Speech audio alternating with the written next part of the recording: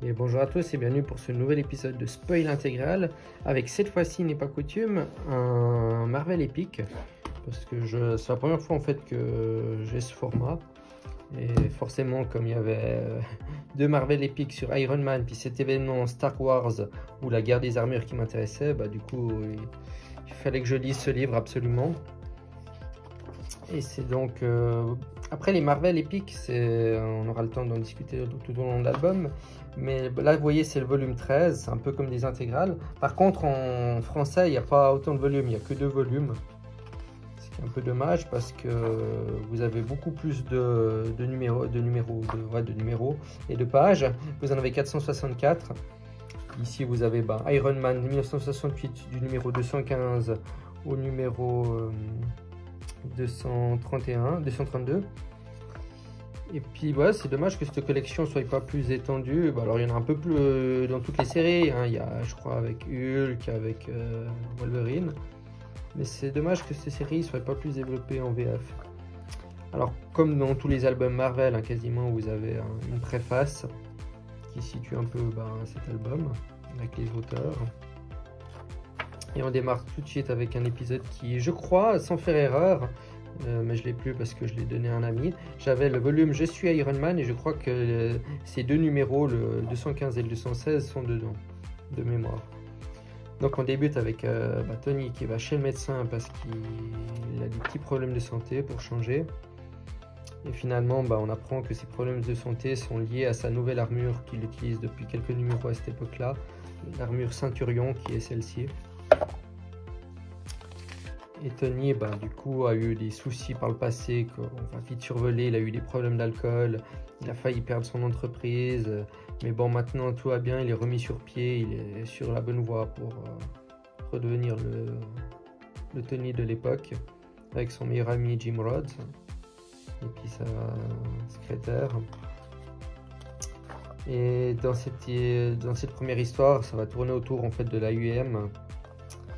Le frère du commandant suprême, qui est ce gars-là, essaye de prendre le pouvoir de l'AIM pour diriger cette organisation.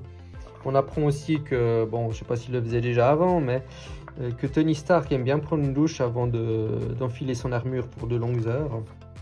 Ce qui est compréhensible parce qu'il doit quand même avoir chaud dans l'armure, même avec le système de refroidissement. Et dans cette histoire, il va lancer une navette dans sa nouvelle station spatiale. C'est justement cette station que l'AIM aimerait neutraliser. Et ils vont s'infiltrer à bord. Et c'est Jim qui va détecter la menace en premier. Et du coup, ils vont libérer une sorte de technovirus, si on peut appeler ça comme ça, dans le vaisseau, qui va ranger peu à peu le vaisseau. Vous voyez cette espèce de chose rose, c'est le technovirus.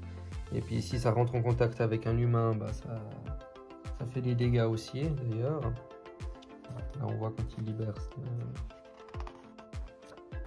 C'est un laboratoire justement qui a été fait exprès dans l'espace pour mener des expériences qui causeraient aucun danger pour la Terre. Et du coup, le pauvre Jim a juste un pistolet avec des boulons pour se défendre. Mais bon, heureusement, Tony est là pour le secourir. Et entre-temps, l'AIM a réussi à s'enfuir en volant la navette. Navette que Tony va essayer de récupérer tant bien que mal. Mais bon, c'est un peu des kamikazes, alors ils vont se faire sauter eux-mêmes, plus la navette.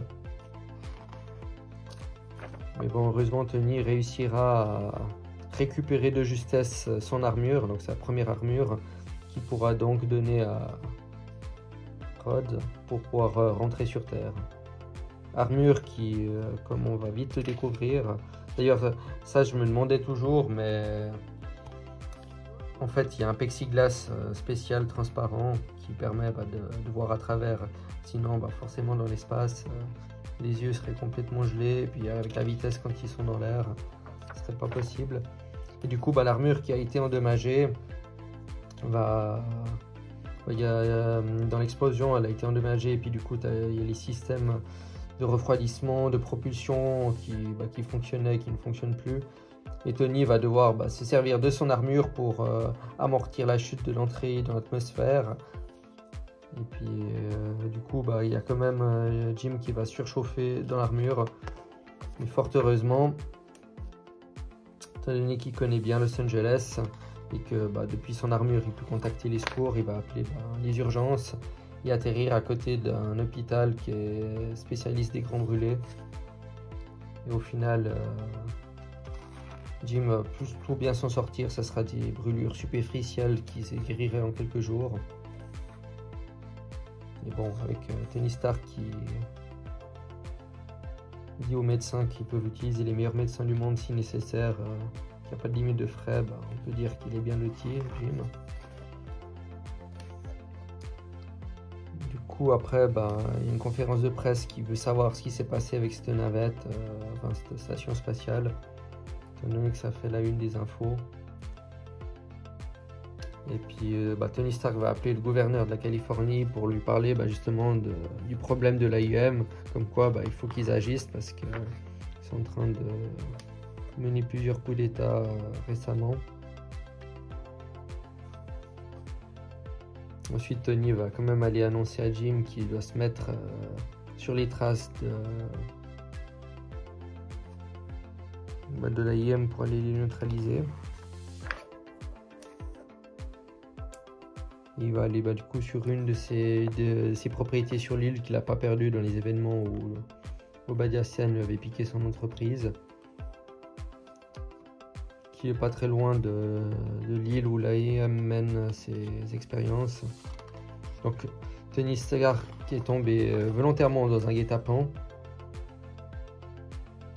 Et puis c'est là qu'on découvre qu'en fait sa secrétaire était pas un agent infiltré, mais qu'elle a décidé de changer de camp parce que dans les événements précédents que je n'ai pas lu, apparemment le frère de celle-ci a été tué à cause de Stark.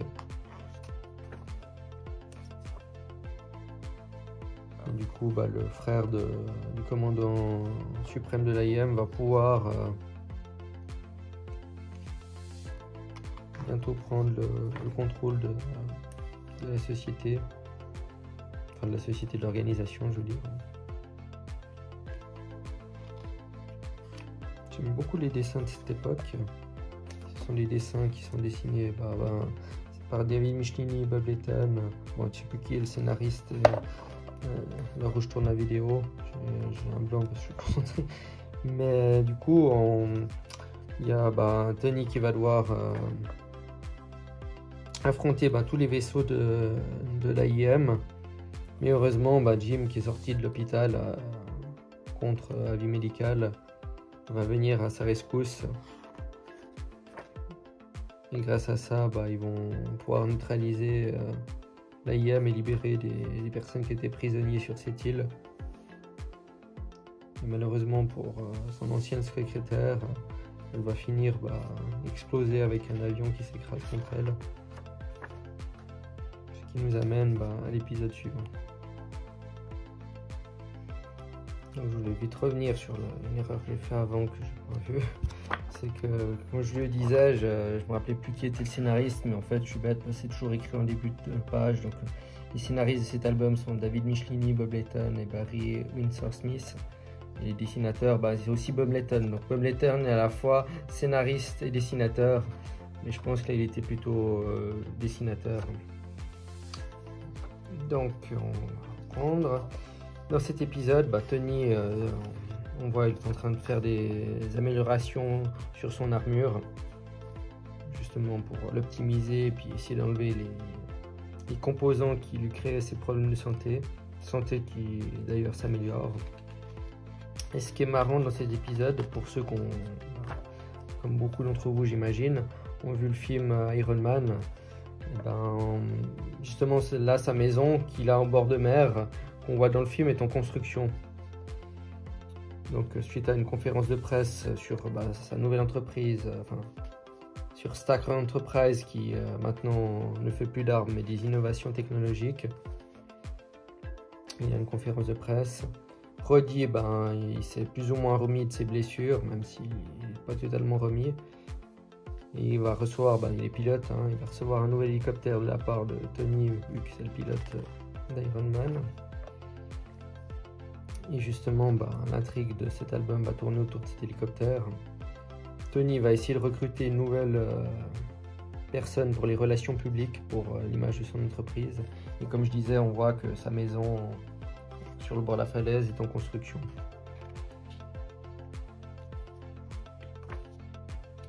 Et du coup, bah, cet hélicoptère qui a été envoyé par un des concurrents de Tony, qu'on va découvrir en fin d'album, va attendre qu'un pilote monte à l'intérieur pour devenir une machine autonome qui va commencer à causer des ravages dans le but de détruire les locaux de Stark Enterprise, ce qui va obliger Iron Man, qui va recevoir une alarme de la part de Roddy, à intervenir. Mais bon, quand il va comprendre que Roddy est à l'intérieur, il va devoir se calmer, sinon il risque de l'éliminer en même temps que la machine. Et manque de chance, la machine a activé un système d'autodestruction, et celle-ci va se diriger droit vers le bâtiment. Mais bon, Tony va utiliser un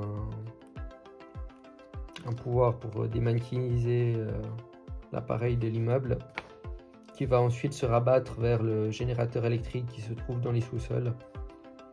Et puis ça oblige Iron Man à faire évacuer tous les locaux, parce que si il atteint le générateur, tout le site va sauter. Et donc il est face à un choix charnel, parce qu'il doit détruire la machine pour sauver toutes les personnes qui n'ont pas réussi encore à évacuer, mais tuer son ami ou attendre. Et finalement, Roddy va réussir à désamorcer l'autodestruction. Et c'est là qu'on apprend par la suite que son ennemi, c'était Justin Hammer. Justin Hammer, qui est l'antagoniste qu'on peut voir aussi dans le film Iron Man 2. Mais bon, dans Iron Man 2, il a le même âge que Tony Stark, alors que là, c'est un vieil homme. Enfin, un vieil homme. Bon, on peut le considérer comme ça. Ensuite, on a un petit saut dans le temps entre les deux épisodes de quelques jours, je pense, où Tony se rendait à Londres et a été kidnappé par justement son concurrent. Et puis il a profité c'est juste un avertissement, puis qu'il le laisse sur place, de se transformer en Iron Man pour aller cueillir ses ravisseurs, leur faire comprendre que Tony est toujours protégé par Iron Man quoi qu'il arrive. À cette époque-là, personne ne savait que Iron Man était Tony Stark, contrairement à la série actuelle. Ensuite, son enquête va le mener vers une personne qui va lui indiquer que des déchets toxiques sont dans le fond de la mer, parce que Tony a été recruté par, je ne sais plus si c'est la CIA ou l'organisation, mais comme quoi il y a des déchets toxiques au fond de la mer qui sont en train de devenir dangereux.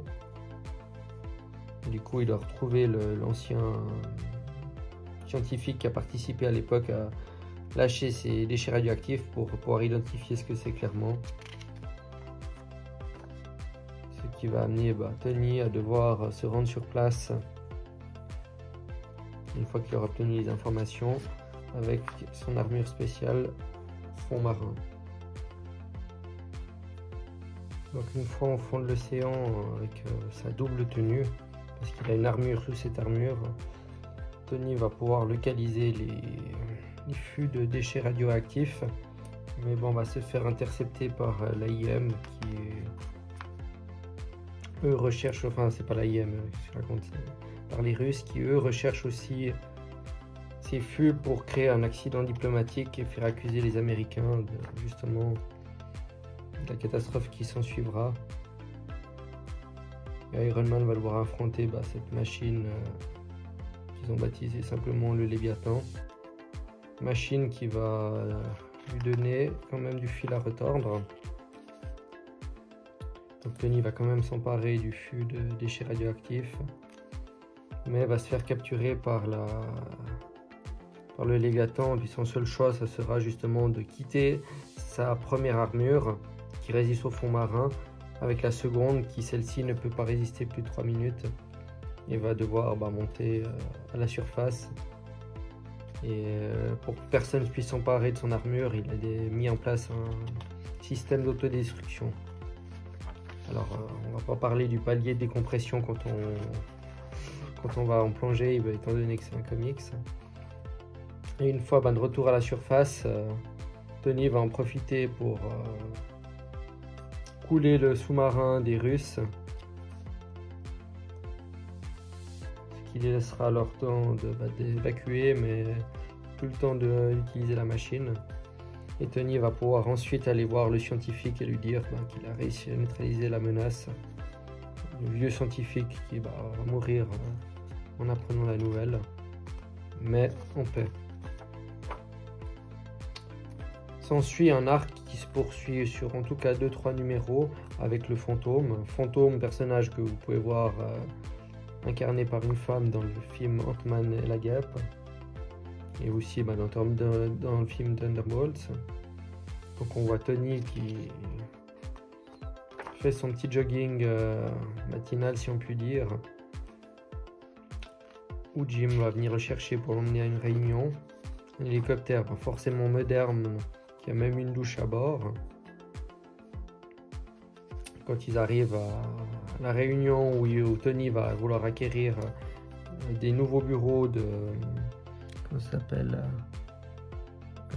Acutech, voilà, une société de technologie et de recherche qui est en train de faire faillite, mais qui a un fort potentiel. Mais bon, quand il voit qu'il y a des incendies, parce qu'il est en Californie, donc c'est un climat assez chaud qui a souvent ce type de problème, il voit que ça s'annonce mal pour l'entreprise. Alors il décide d'intervenir en tant qu'Iron Man et de neutraliser le feu.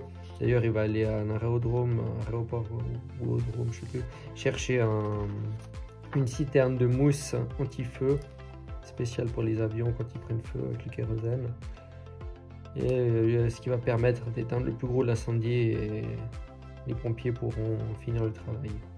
Donc une fois chez Acutech, il va discuter un peu des contrats de vente, puis c'est là qu'il va apprendre l'existence du fantôme.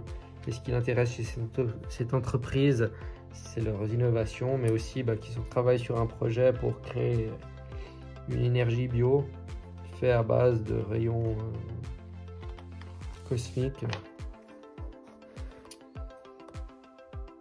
Du coup, il y a ce vieux scientifique qui raconte ce qui s'est passé dans l'entreprise qui travaillait avant, comment elle a fait faillite à cause d'un personnage qu'on appelle le fantôme. Et forcément, avec un nom pareil, vous imaginez bien que les gens ont du mal à croire quand il arrive quelque chose. Justement, vous connaissez sûrement ce personnage qui a la capacité de devenir intangible et invisible comme un fantôme, et qui est aussi assez doué avec la technologie pour envoyer des messages à travers elle. Et Tony va donc décider d'enquêter parce que il trouve que c'est quand même assez louche cette histoire. Entre-temps, il va régler avec sa banque les détails pour obtenir un prêt afin de racheter Acutech. Et justement, Acutech qui est sur le point de faire faillite, il y a le fantôme qui intervient pour mener le coup de grâce et leur faire perdre des documents importants qui conduiraient à la vente. Et heureusement, quand ça déclenche l'alarme, Tony peut se changer en Iron Man et essayer d'intervenir. Il va utiliser un système d'écolocalisation pour détecter le fantôme qui va, je vous garantis, s'avérer être un adversaire redoutable pour Tony. Tony qui regrette déjà de devoir casser le bâtiment pour poursuivre le fantôme.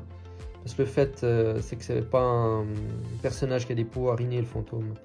C'est un type ordinaire qui a une technologie qu'il a inventée lui-même pour devenir intangible et se faire passer pour un fantôme. Mais quand il doit devenir intangible, il devient partiellement visible. Et du coup,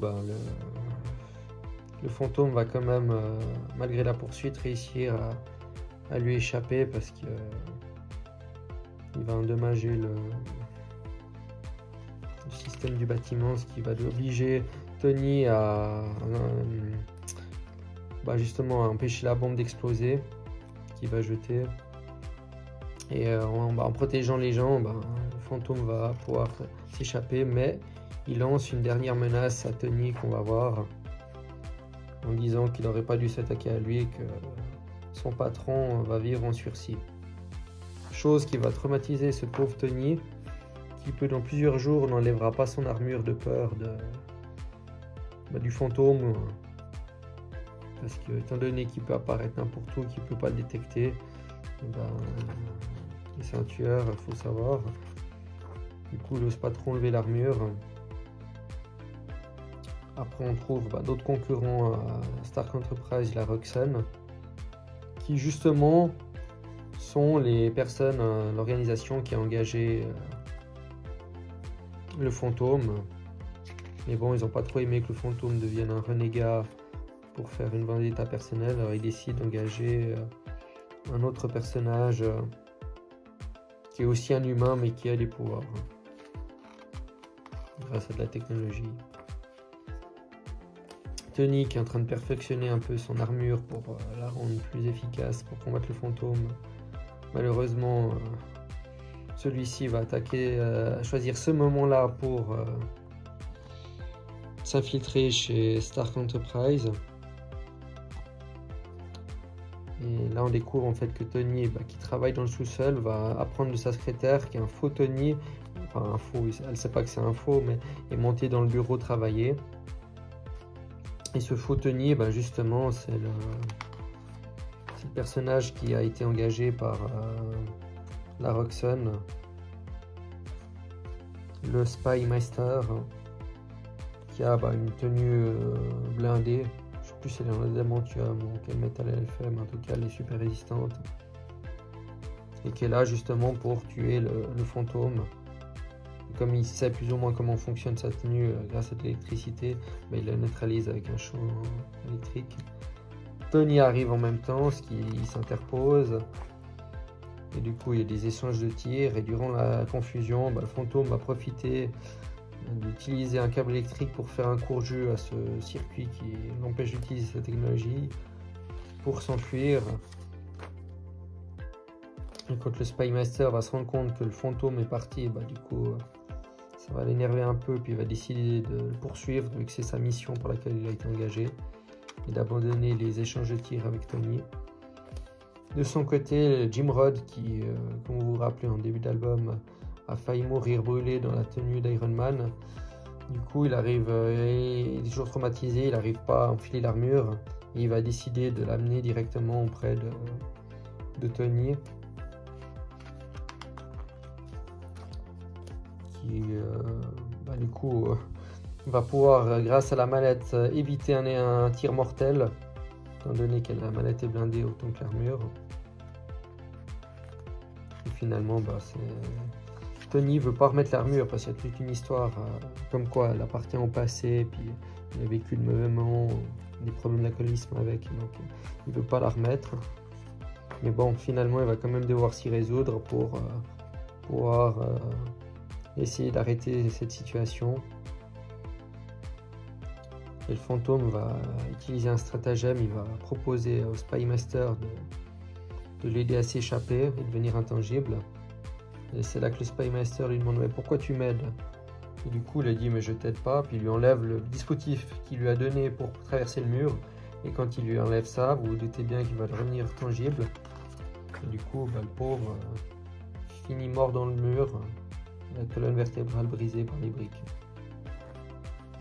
Comme je vous disais que le fantôme est un vrai tueur, vous comprenez mieux pourquoi Tony en a peur.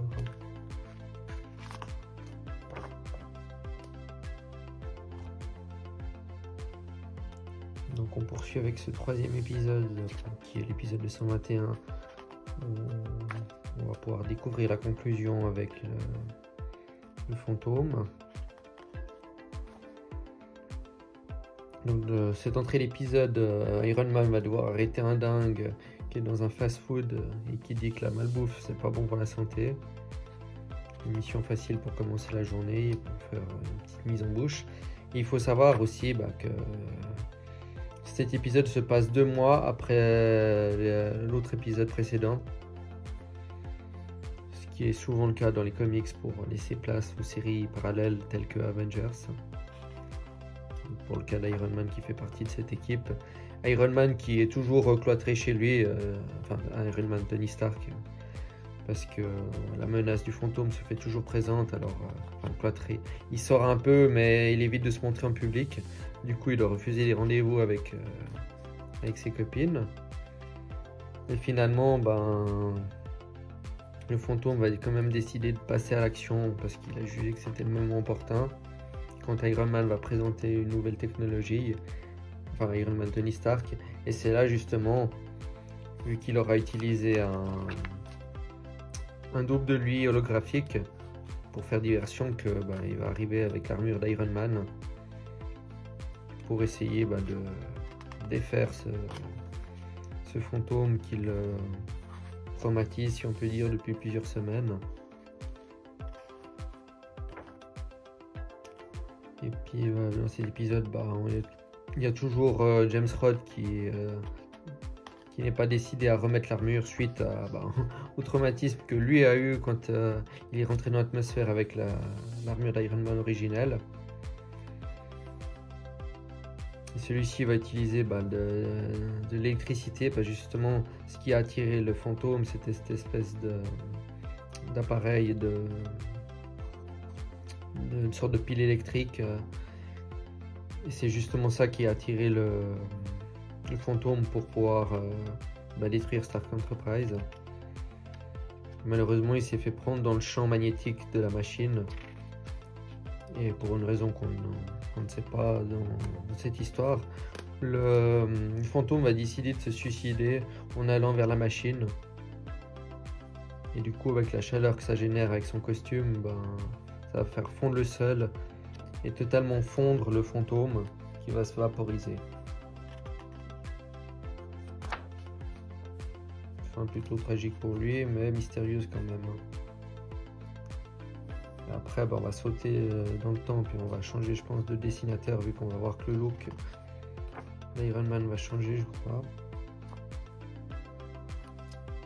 Donc, dans cette histoire, Tony va accélérer un peu pour aider la ville. Voilà, ça me revient. Donc dans cette histoire, c'est quand Tony va inaugurer sa nouvelle maison. Et c'est vraiment un épisode, on va dire, un peu drôle si on veut, parce que comme il a rendez-vous pour aller à la fête chez lui, au passage, il va croiser plein de monde qui lui demande de l'aide, comme là, des gens pour détruire, un chantier pour détruire un immeuble.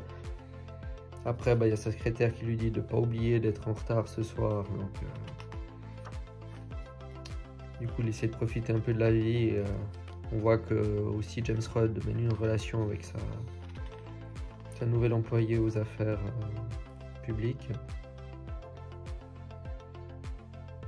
Puis il y a plein de gens qui essaient de s'immiscer dans la fête de Tony, alors que celui-ci n'est même pas encore arrivé. Après, il y a un monstre orage qui se déclare, ce qui fait qu'il y a des bouchons, qu'il y a un accident, ce qui oblige Tony à intervenir. Par la suite, il se dit je vais continuer, mais il doit sauver une jeune fille. Donc il la dépose à l'hôpital parce qu'elle allait accoucher. Ensuite, il va croiser des policiers qui lui demandent aussi un service, mais bon, il n'a pas que ça à faire, donc du coup il va quand même les rendre service. Il y a une maison qui s'effondre, il doit aller la secourir, puis il va utiliser 2 arbres pour créer des fondations provisoires. Puis c'est là qu'on voit que c'est vraiment illusoire, parce que quand il arrive, à un moment il y a une fille qui lui demande de l'aider pour son chat. Alors là il refuse, il part, puis finalement il décide quand même d'aller l'aider. Puis on découvre qu'il a prévu une entrée secrète dans sa demeure par le biais de la mer et puis d'une grille externe. Et quand il arrive à la fête, il y a déjà presque tout le monde qui est parti. Du coup, après on passe directement à l'épisode suivant, où on va découvrir un nouveau personnage qui s'appelle Stratosphere, c'est une super-héroïne qui a été créée, si on veut, par la Roxxon en réponse à Iron Man pour lui faire concurrence. Et puis, c'est une super-héroïne, on va dire, un peu particulière qu'on va voir. Donc elle va aider Iron Man avec un pont qui s'écroule à San Francisco. Donc jusque-là, rien extraordinaire, c'est une héroïne quelconque. Mais on découvre que Tony est un peu à cran, puis c'est là qu'on voit que le dessinateur a changé, vu que le look n'est plus le même. Il est un peu à cran parce que justement c'est une nouvelle super-héroïne, puis il est un peu jaloux que ça lui fait de l'ombre. Et il se rappelle d'un personnage de... D'ailleurs, je crois que je l'ai déjà présenté dans une intégrale, celui-là, vu que je reconnais l'histoire. Qu'il a combattu, qui s'appelait le Centurion. Le Sunturion, hein, Sun comme soleil. Et puis un personnage qui est mort, puis qui lui aussi avait été créé par la Roxxon. Donc, du coup, la Roxxon avait de quoi recréer une nouvelle super-héroïne. Ils l'ont créée en cette jeune fille qui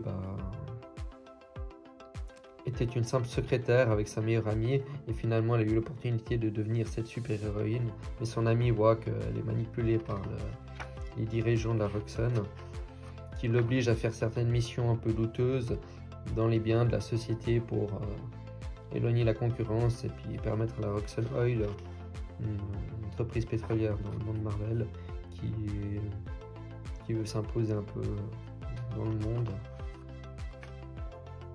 Du coup, elle a des pouvoirs un peu particuliers. Elle peut voler, elle a une super force, elle peut générer des champs de force. Et finalement, quand sa meilleure amie va voir qu'elle est complètement manipulée par son employeur, elle va demander de l'aide à Tony Stark, parce qu'elle connaît une amie de Tony. Et quand la Roxxon, du coup, ils ont mis des agents infiltrés, on va voir ça, ils vont décider de l'éliminer.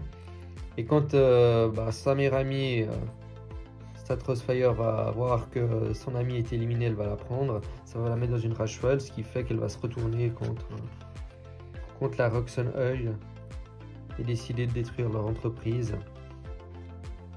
Et du coup, ils ont gagné, ils se l'ont mis à dos.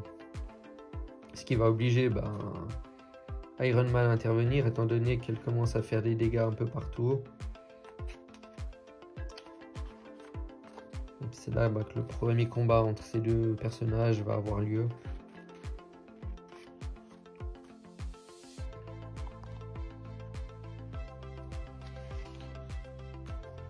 Donc ensuite, Iron Man va être aidé de l'armée qui va essayer d'arrêter ce personnage, mais bon, avec sans trop de difficultés, elle va réussir à dévier les missiles. Et pour finir, un ancien personnage va ressurgir, c'est Centurion, qu'on croyait mort, qui finalement a pu se reconstituer et qui a été aidé par la Roxxon et qui a les mêmes pouvoirs que Stratofire et qui est au courant de qui est Iron Man. Et puis du coup celui-ci va proposer son aide à Tony, lui disant que son secret est bien gardé et que il va l'aider à arrêter Stratofire avec ses pouvoirs. Et justement, ils vont essayer de lui tendre une embuscade avec le lancement d'une navette spatiale qui est assez polluant, et donc elle va intervenir pour faire échouer la mission. Et finalement, elle a le pouvoir de téléportation. Elle va les attirer sous la fusée. Et c'est là que Tony va réaliser pourquoi elle se téléporte pas, alors que du coup ils ont compris qu'ils sont fait attirer dans un guet-apens. Heureusement, Sunfire a un pouvoir qui peut créer un champ de force, ce qui permet de s'en sortir. Mais bon, les pouvoirs de Sunfire sont nettement supérieurs à ceux d'Iron Man, ce qui fait que son aide est vraiment indispensable dans cette histoire. Mais c'est grâce à la diversion d'Iron Man qui va réussir à se téléporter derrière elle et déclencher une réaction en chaîne qui va créer une supernova et puis détruire Stratofire. Enfin, Stratosphere, pour prononcer juste. Et suite à ça, bah, ça va vider toute l'énergie de Centurion, qui s'appelle en fait Deborn, et qui se retrouve sans pouvoir. Mais bon, dans Marvel, jamais rien n'est définitif, donc on le reverra peut-être par la suite. On poursuit avec une petite page qui nous résume un peu les personnages principaux actuels de la série. Tony Stark, James Rhodes, Bombi Arbogast, la secrétaire de Stark, et puis la responsable des relations publiques, Marcy Pearson. Ils nous ont même mis un plan de Stark Enterprise. Et dans cette nouvelle histoire, on va rencontrer Contre-Force, un personnage qu'on a déjà rencontré, enfin, pas dans cet album, mais par le passé, dans la série Iron Man. Contre-Force qui travaille pour un concurrent de Tony Stark qui n'est autre que ah merde, j'ai oublié le nom de... Désolé, j'ai dû faire pause pour... Je me rappelais plus du nom de Justin Hammer parfois. Parfois j'ai un peu de mal.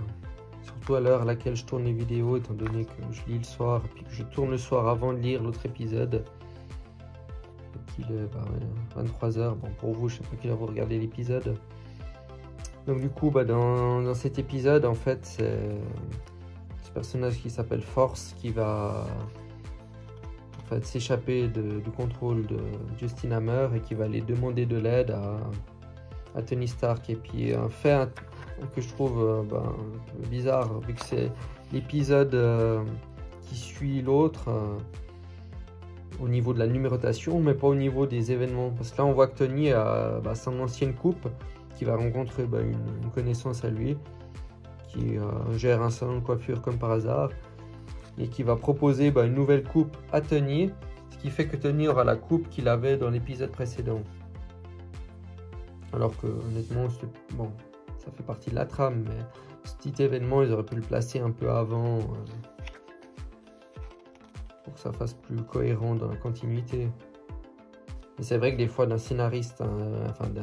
dessinateur à l'autre, le personnage change un peu de look.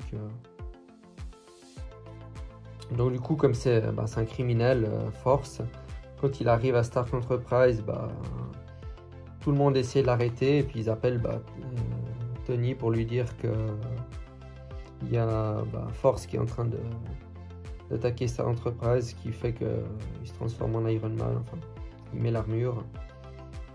Et finalement, il comprend que Force est venu se rendre parce qu'il a besoin d'aide. Et il a un système de contrôle qui l'empêche de parler. Et c'est grâce à l'aide de Tony, là il parle sur l'ordinateur, qui lui explique et qu'il arrive à neutraliser les sécurités de l'armure pour pouvoir enlever l'armure. Et il sait que Justin Hammer va vouloir attenter à sa vie. Et même si c'est un criminel, il veut se repentir, puis fournir un maximum d'informations sur Justin pour aider Tony Stark à le faire tomber. Et quand Tony va aller l'emmener à un poste de police, on va découvrir qu'il y a un des policiers qui forcément est corrompu et transmet les infos à Justin Hammer comme quoi Force s'est rendu. C'est là qu'il envoie des hommes de main avec des personnages comme Blizzard, le Scarabée, ou même le troisième, j'ai aussi oublié le nom. Ça fait beaucoup de noms, j'oublie. Du coup, ils attaquent le centre, le poste de police pour aller tuer Force à la demande de Justin Hammer. Ce qui va obliger Tony Stark à intervenir, mais bon, comme il y est aussi bloqué dans le poste de police, il peut pas vraiment se transformer en Iron Man maintenant. Et du coup là on arrive au moment décisif où Force va se faire tuer ou non par... bon, bien sûr que non, il va pas se faire tuer. Sinon, le scénario aurait pas de sens. Et c'est là qu'on poursuit cet épisode en plusieurs parties. Chose que j'aime bien, les épisodes en plusieurs parties. Après des fois, c'est bien des épisodes courts, mais j'aime bien les épisodes qui se poursuivent, enfin les trames qui se poursuivent sur plusieurs numéros. Donc dans cette suite, Tony va quand même réussir à faire évader son détenu. Donc Roddy va venir avec le tank qu'il aura piqué à la police pour les faire évader. Et que celui-ci puisse reprendre l'armure d'Iron Man. Du coup, il va devoir s'arranger avec le maire pour qu'il n'ait pas trop de problèmes avec le chef de la police. Et finalement, c'est Tony Stark qui va s'occuper de la sécurité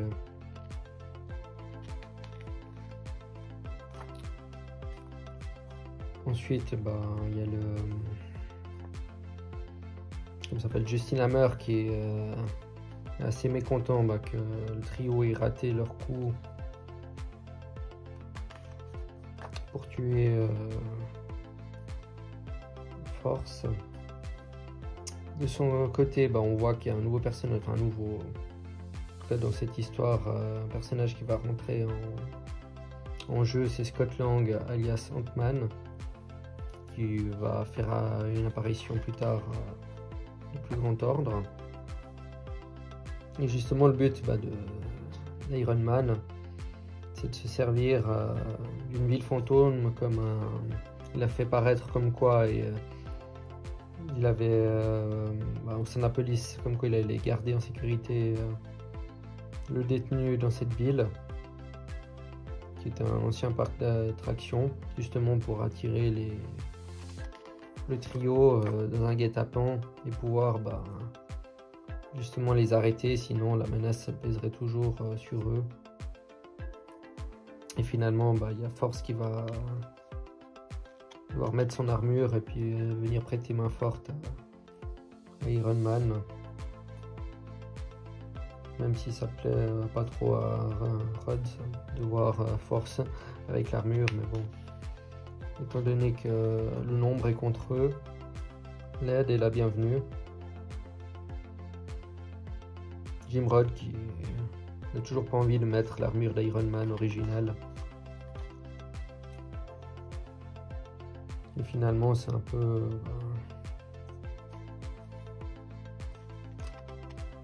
la chance qu'il va faire qu'ils vont quand même réussir à gagner contre eux, étant donné qu'il y a une mauvaise cohésion de l'équipe. Et finalement, il va changer d'identité en se faisant passer pour mort, pour pouvoir être tranquille et être sûr que Justin Hammer essayera pas de remettre la main sur lui. Et c'est maintenant que le débute l'histoire de... en VO c'est Star Wars, mais en français c'est l'arc la guerre des armures qui se poursuit sur 5 ou 6 numéros, je crois. On voit Iron Man en train de faire un essai pour l'armée, d'une démonstration avec des missiles. Et c'est là que dans cette histoire, plusieurs personnages vont rentrer en jeu, puis que la guerre des armures va vraiment commencer. Parce que Tony, pendant qu'il va étudier l'armure de Force, il va découvrir que dans cette armure, il y a de la technologie Stark, ce qui va le rendre fou de rage, parce que ça veut dire que quelqu'un a depuis un certain nombre d'années réussi à pirater ces données. Et il se demande combien de criminels ont pu mettre la main sur... Là, il est en train de lister tous les criminels possibles qui puissent avoir eu accès à sa technologie. Bon, en parenthèse, je pense pas que le Dr Fatalis ait vraiment eu besoin de l'aide de Tony. Il est largement capable de le faire tout seul. Mais justement, ça travaille énormément Tony culpabilise parce que à cause de sa technologie, beaucoup de criminels ont fait beaucoup de mal. Et du coup, il doit aller faire une démonstration de force sur la base de l'armée pour des nouveaux tanks. Et il se remémore un peu son histoire, comment tout ça a débuté, comment il a créé son armure, comment il est devenu un Avengers, les différentes armures qu'il a créées avec le temps. Ce qui est assez pas mal comme... désolé avec les reflets. J'aime bien cette fresque où on voit toutes les armures. Et du coup, pendant qu'il est en train de réfléchir, il remue, puis par inadvertance, il va utiliser la puissance de l'armure pour détruire les deux tanks, ce qui va fortement déplaire au général, mais bon, comme toujours, pour s'excuser, il dit d'envoyer la facture à Stark Enterprise.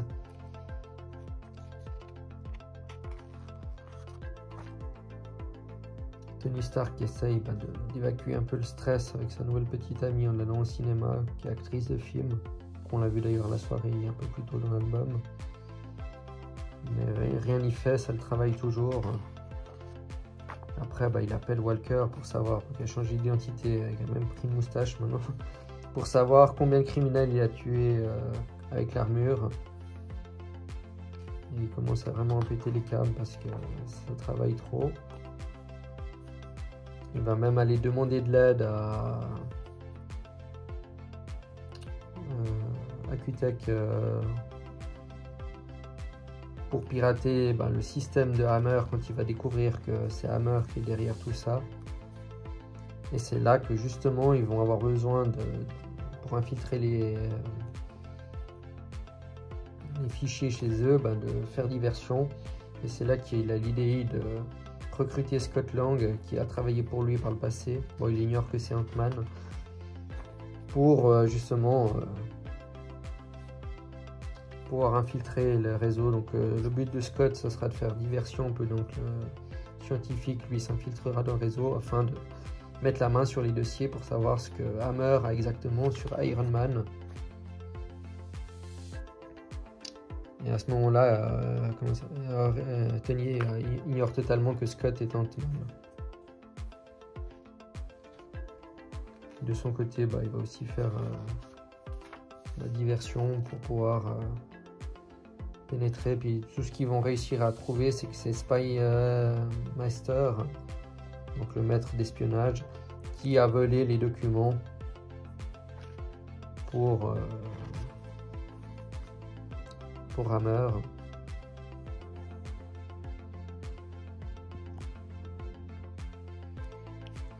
Donc Tony va arrêter l'homme aux échasses qui était l'un des nombreux criminels à avoir pu bénéficier de sa technologie. Il va aussi reprendre la tenue de Mauler, qui est un ancien criminel capable, je crois, de faire fondre le métal. Et justement, ça se passe sur plusieurs semaines où là, il a engagé un avocat pour essayer de déposer plainte comme quoi sa technologie a été volée. Mais le problème, c'est qu'il n'a pas été breveté. Après, il va arrêter dans cet épisode bon nombre de criminels, comme le contrôleur, qui lui aussi, du coup, a bénéficié de la technologie de Stark. Mais bon, il commence à mener une croisade sans jugement vers les criminels et les attaquer comme ça. Ce qui va finir par se retourner contre lui parce que son avocat va lui dire qu'il y a des plaintes comme quoi c'était pas légitime les attaques d'Iron Man. Et dans l'épisode suivant qui débute avec un personnage que j'avais jamais vu, ce trio bleu là, qui eux aussi pour le coup ont la technologie de Stark, et que donc Tony a mis au point un brouilleur qui neutralise uniquement sa technologie en neutralisant le code source, ce qui permet de définir si oui ou non les criminels ont bénéficié de sa technologie. Et comme il ne sait pas qui exactement, il a une liste, mais il ne sait pas forcément tout le monde exactement, donc il arrête un peu les criminels au fur et à mesure. Après, bien sûr, il a une sorte d'émetteur, je crois, pour quand même localiser sa technologie. Mais ils mènent vraiment une guerre des armures, d'où le titre de cette petite saga. Du coup, il va aussi à un moment voir les Avengers pour dire qu'il a besoin de quelques temps pour régler certaines affaires personnelles. Là, on voit la liste. Ça, c'est la liste des personnages qui n'ont pas bénéficié de la technologie de Stark, car ils n'en avaient pas besoin. Comme je vous disais, Fatalis avant. De toute façon, il est trop fier pour pouvoir faire ça. Donc, à cette époque-là, les Avengers savaient que Tony Stark était Iron Man, mais pas le monde. À ce moment-là, qu'il leur dit qu'il doit se retirer quelque temps de l'équipe pour affaires personnelles et pouvoir localiser toutes ses armures et puis désarmer pas le monde, mais tous les criminels qui ont pu en bénéficier. Il va même se battre contre un héros au service du gouvernement, un héros que j'avais jamais rencontré avant, qui s'appelle Stingray. Et qui a l'air assez puissant parce qu'il peut voler sous l'eau puis qu'il arrive à tenir tête à Iron Man. Et c'est là que Tony Stark va faire sa première erreur en attaquant un agent du gouvernement. Et surtout un agent qui n'avait pas bénéficié de sa technologie. Bon, il va s'excuser puis il va partir vite fait. Mais ses actions en tant qu'Iron Man commencent à causer un problème pour l'image de Stark Enterprise. Alors, comme je vous l'ai dit, personne ne sait que Iron Man c'est Tony Stark. Alors, ce que va faire Tony, il va annoncer que Iron Man est viré de l'entreprise parce qu'il est devenu incontrôlable, afin de pouvoir avoir plus de mains libres. Dans l'épisode suivant, c'est les Mondroïdes. Les Mondroïdes, c'est des exosquelettes que le Shield utilise pour combattre des super criminels, si on veut. Et puis l'entrée de l'épisode, il arrête le scarabée qui, vous l'avez deviné, a aussi eu droit à sa part de Tony Stark dans son armure. Et du coup maintenant, en tant qu'Iron Man, il ne peut plus rentrer chez lui comme il veut, il doit être discret, passer par son chemin secret dans la mer, afin que personne voie qu'Iron Man est toujours en lien avec Tony Stark. Il y a même Hawkeye qui lui demande s'il n'a pas besoin d'un coup de main parce qu'il réalise qu'ils suivent l'actualité, ils voient ce que Iron Man fait. Il lui dit de lui faire confiance, de le laisser gérer cette histoire comme il l'entend. Et finalement, comme il a attaqué Stingray, qui est un agent du gouvernement, ça a attiré l'attention du Shield, qui fait que Nick Fury vient consulter Iron Man, sachant que Nick Fury ne sait pas qui est Iron Man. Et Tony Stark a créé un personnage fictif qui s'appelle Randall Pierce, qui est censé être le Iron Man, l'homme sous la tenue d'Iron Man. C'est en gros une solution de secours au cas où il se faisait démasquer.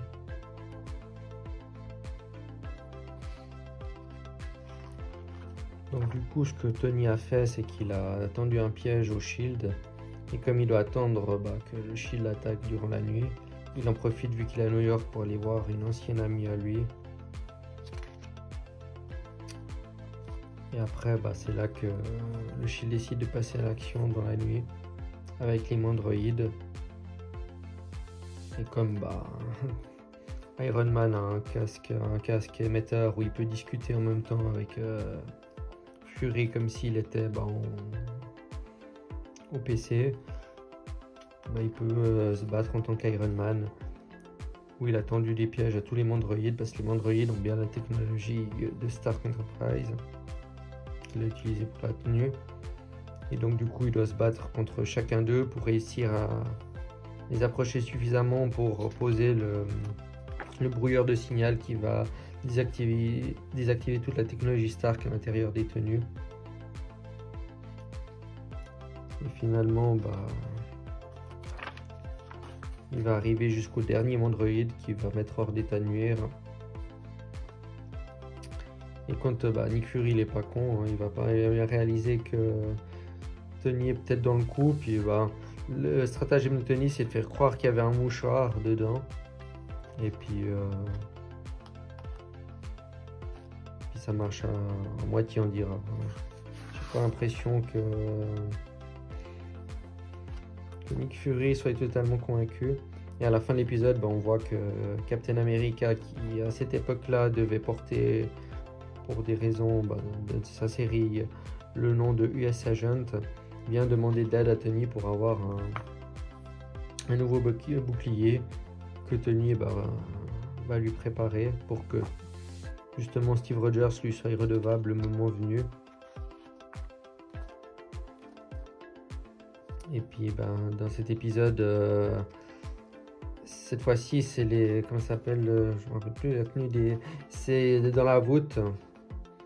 C'est une prison pour criminels qui est dans une montagne, justement pour les super criminels, où il y a des gardiens qui ont des tenues un peu comme Iron Man. C'est-à-dire eux, je crois que ça s'appelle justement les gardiens. Ouais, c'est ça, c'est les gardiens. C'est les gardiens de prison, mais c'est juste comme par hasard les tenues, ils les ont appelés les gardiens. Et puis Roddy doit s'infiltrer en se déguisant en Electro, tenue inventée en 3 jours par Iron Man, enfin par Tony Stark. Bon, c'est la même chose. Et il va se faire capturer et amener en prison. Et comme la cellule dans laquelle il se fait mettre, c'est une cellule exprès pour Electro, il n'y a que n'importe qui peut passer ses rayons sauf Electro. Et comme Rhodes n'est pas Electro, il peut passer sans autre et aider Tony Stark à s'infiltrer dans la prison.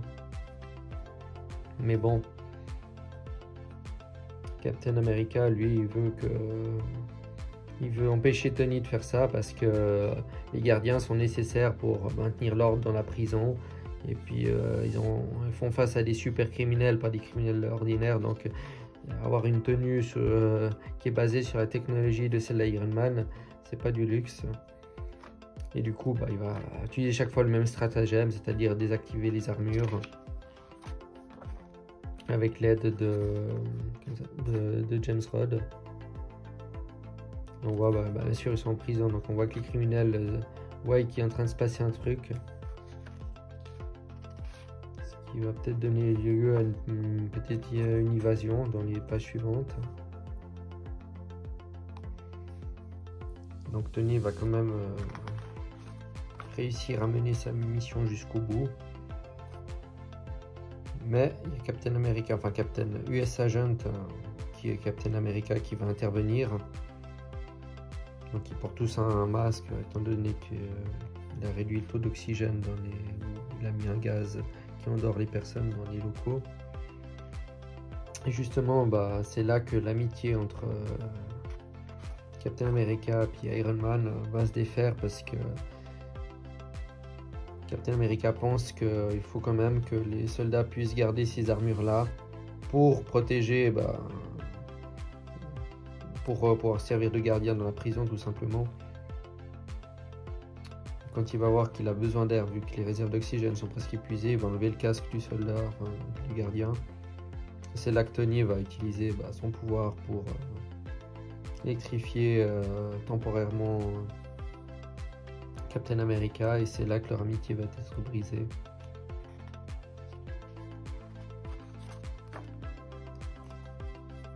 Et donc il lui reste encore une dernière mission à faire, c'est 2 personnages, ce qui veut dire que ça fait quand même vraiment pas mal de temps qu'il s'est fait pirater ses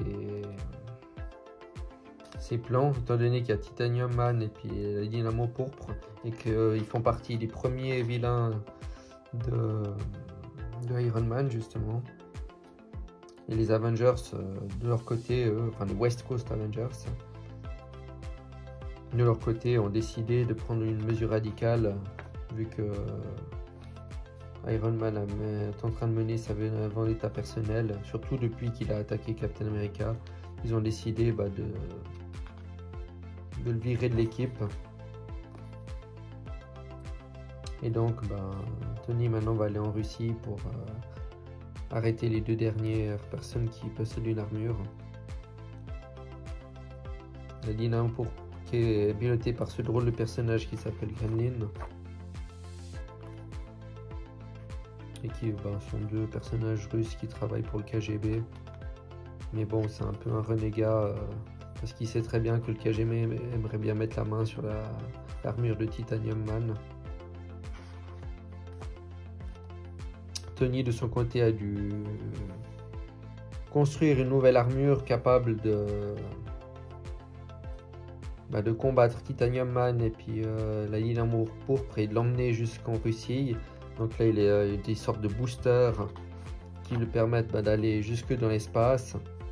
Et après, étant donné que la Terre tourne et puis qu'il est sorti hors de la gravité terrestre, et il peut aller plus vite en Russie. Enfin, il va mettre quand même plusieurs heures pour y parvenir. Et du coup, il doit voyager léger. Et il possède que 2 neutraliseurs. Un pour les 2 personnages qu'il doit neutraliser. Et il va retrouver le Gremlin, enfin c'est pas un Gremlin, mais c'est son nom Gremlin, dans son repère qu'il a pu localiser grâce au détecteur de la technologie Stark. Et finalement, le combat qui va avoir lieu entre les deux devra se poursuivre hors de la base. Et c'est là que la Dynamo Pourpre va en profiter pour intervenir. Mais bon, celui-ci va se faire sans mal maîtrisé par Iron Man et neutralisé avec l'aide du neutraliseur. Mais malheureusement, ça se passera pas aussi bien avec Titanium Man, qui va lui détruire son neutraliseur, ce qui fait que maintenant Tony n'en a plus pour le mettre hors d'état de nuire. Il va devoir utiliser une autre méthode un peu plus radicale qui va conduire Titanium Man à la mort en le faisant exploser.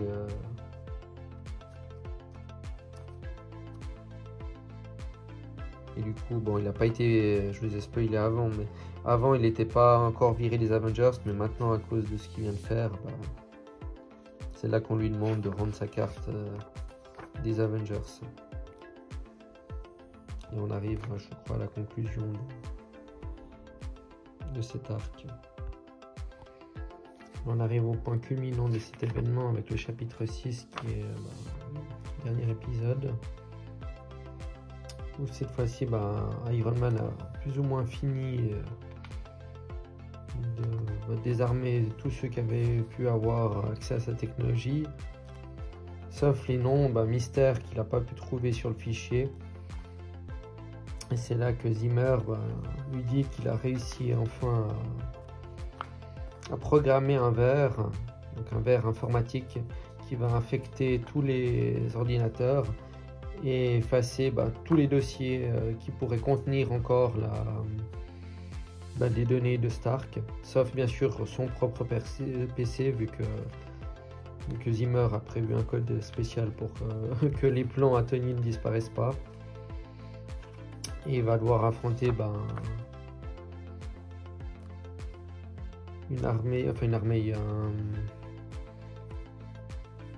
une nouvelle arme que l'armée a mis au point justement pour contrer les super-héros si jamais ceux-ci venaient à se rebeller. Et Tony doit retourner sur la station spatiale qu'on a vue en début de cet album pour aller justement récupérer des données qui lui permettraient de pouvoir mettre un terme à sa mission.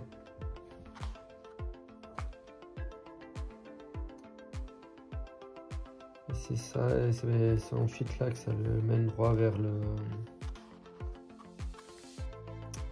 l'armure de l'armée qui est portée par qui est en stade expérimental, qui justement va pouvoir passer au test, voir s'il arrive à vaincre un Avengers.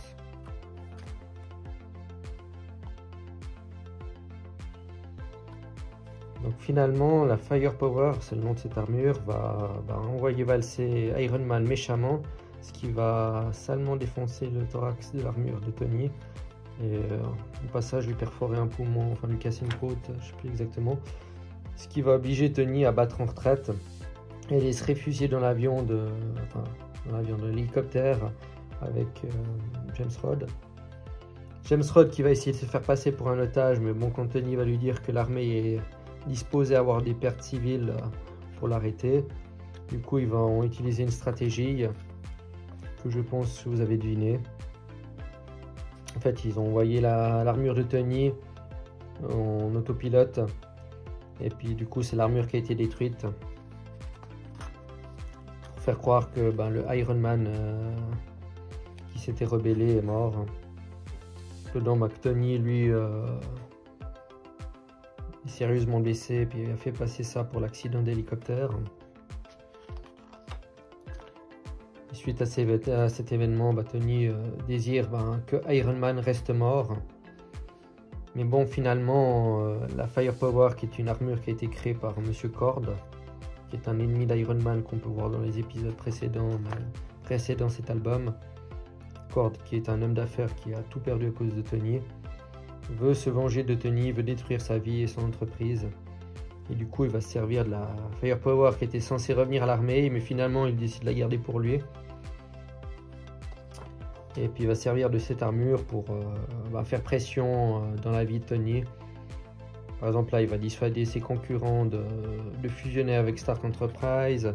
Ensuite, il va détruire des livraisons de matériel pour retarder la fabrication des usines Stark. Bref, il va essayer de réduire la vie de Tony à néant. Une armure très solide, étant donné qu'il a réussi à détruire la Silver Centurion. Et finalement, Tony, qui ne voulait pas redevenir Iron Man, ne pas trop avoir le choix, il va travailler sur une nouvelle armure. Armure qu'il utilise simplement, qui crée dans le simple but d'arrêter le Firepower pour ensuite la détruire, mais finalement, comme vous vous en doutez, ça sera sa nouvelle armure qui est assez stylée, je trouve. Et puis grâce à cette armure qui a été conçue, nettement améliorée, il va pouvoir largement tenir tête à la Firepower qui va se faire, elle, de son coup, déglinguer par cette nouvelle armure, beaucoup plus high-tech. Et malheureusement, durant l'endommagement, quand il voudra lancer un missile, celui-ci va se bloquer dans le dos du lance-missile. Et c'est là que Firepower va demander de l'aide à Tony Iron Man, pour désarmer l'armure. Puis justement, ça lui donne l'occasion de se faire passer pour un nouvel Iron Man auquel les gens auront confiance, étant donné que Tony Stark a toujours été celui qui a créé l'armure, mais jamais celui qui l'a portée aux yeux du monde, en tout cas à cette époque-là. Du coup, il va quand même décider de l'aider. Et pour l'instant, il ne sait pas trop s'il doit continuer à prendre l'armure, il va aller se coucher. Et c'est ça qui est drôle avec l'épisode suivant, c'est que là, pendant qu'il dort, il va faire un cauchemar, justement. Donc tout cet album, c'est un cauchemar de Tony avec la Silver Centurion, sur tous ces événements passés. Où justement, il y a ces fantômes du passé qui le poursuivent. Cette armure, les blessés qu'il y a eu, la guerre des armures qu'il a dû mener pour désarmer ses ennemis qui ont pu posséder sa technologie. C'est un épisode assez particulier, assez vite lu, mais assez sympa pour montrer à quel point ces événements ont affecté le mental de Tony.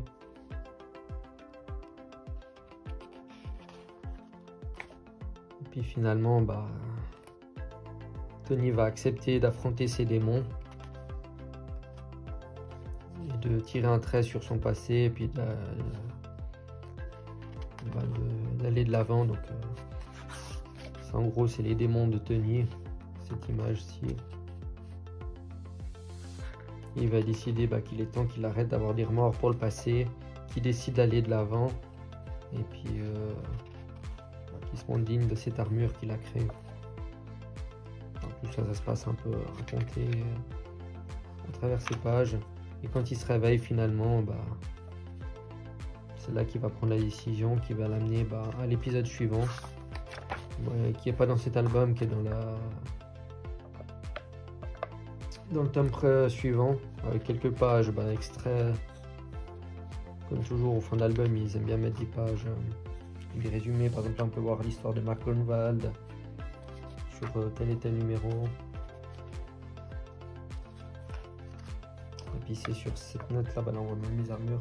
Et c'est sur cette note là que se termine cet album bien fourni, il y a près de 400 pages je crois là-dedans, avec les numéros 215 à 232 d'Iron Man, plus un annual 1970.